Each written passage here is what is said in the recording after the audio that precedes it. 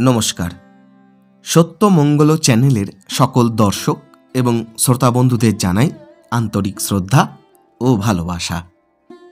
আমরা সংসারী মানুষ, সংসারে থেকে আধ্যাত্মিক জীবনযাপন করার চেষ্টা করি।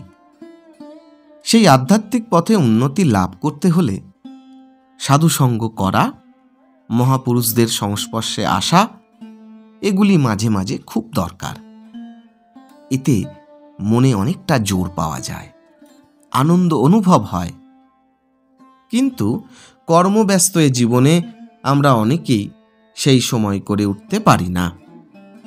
তাহলে উপায়?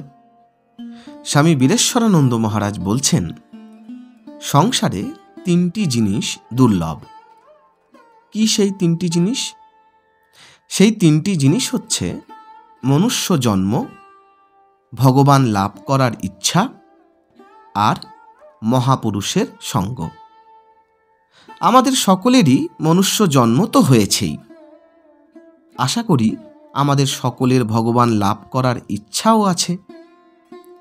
যারা মহাপুরুষের সংস্পর্শে আসতে পারেননি, তারা কথামৃত পড়লে ঠিক সেই মহাপুরুষ সঙ্গ, সাধু সঙ্গ পাবেন। যদি ধীরভাবে কেউ কথামৃত পড়ে, কোনো একটি দিনের ঘটনাকে ধ্যান করে, তবে সে ঠিক দক্ষিণেশ্বরে চলে যাবে ঠাকুরের ঘরে।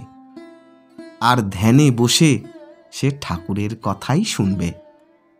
ঠিক এইভাবে চিন্তা করতে হবে।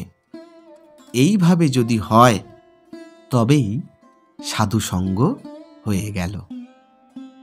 রাজা মহারাজ অর্থাৎ স্বামী ব্রহ্মানন্দ বলতেন, তোমাদের এক কথায় ব্রহ্ম জ্ঞান দিচ্ছি আমি। রোজ কথামৃত পড়বে। রোজ কথামৃত পড়লে সংসারের যা ঝামেলা, সংসারের দিকে আসক্তি, এসব আস্তে আস্তে কমে যাবে। আর ভগবান লাভের জন্য মনে খুব তীব্র ইচ্ছা হবে। হ্যাঁ, ঠিক এটাই করতে হবে আমাদের। রোজ একটু করে কথামৃত পড়া অভ্যাস করতে হবে। এবং কথামৃতের কোনো একটা দিনের ঘটনাকে যদি ধ্যান করতে পারি, তাহলে দেখব আমরা চলে গেছি দক্ষিণেশ্বরে এবং ধ্যানে বসে ঠাকুরের কথাই শুনব। ঠিক এইভাবে চিন্তা করতে পারলেই আমাদের সাধুসঙ্গ হয়ে যাবে। আজকের ভিডিও এইটুকুই। আশা করছি আজকের ভিডিও আপনাদের খুব ভালো লেগেছে। আর সত্যিই যদি ভালো লেগে থাকে, তাহলে প্রতিদিনের মতো ভিডিওটিতে একটি লাইক, শেয়ার, কমেন্ট ও চ্যানেলে যারা নতুন এসেছেন তারা চ্যানেলটিকে সাবস্ক্রাইব করে সত্যমঙ্গল চ্যানেলের পাশে থাকবেন।